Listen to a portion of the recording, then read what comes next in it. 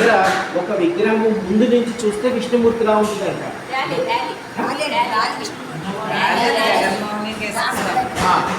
వెనక నుంచి చూస్తే శివలింగంలాగా కనబడుతుందంట.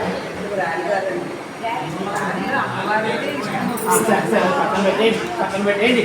అయితే నేను అనుకున్నాను, అంటే శివకేశవుడికి భేదం లేదని అర్థం అనమాట.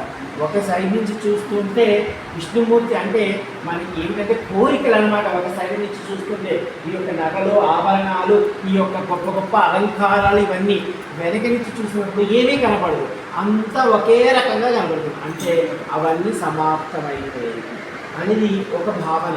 అంటే అది నాకు ఎప్పుడో ఎవరో చెప్పారు, నేను ఈ విధంగా భావన చేసేవాడిని. నా ముందు కనబడుతున్నారంటే మీరంతా విష్ణుమూర్తులు, నాకు మీ వెనక భాగం ఏం కనపడదు కాబట్టి ఇది ఈశ్వరుడు.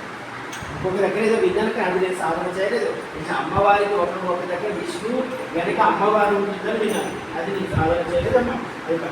అంటే సాక్షాత్ మహావిష్ణువు లక్ష్మీ సమేతంగా ఈ ఆదికేశవుడి నుండి ప్రవేశించారు.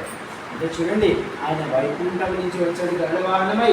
ఆ వచ్చిన వాడు ఏం చేశాడంటే, అయ్యో నేను గోదావరి దగ్గర కనబడి తిరగలేను కాబట్టి నేను వైకుంఠం నుంచి వచ్చాను, నేను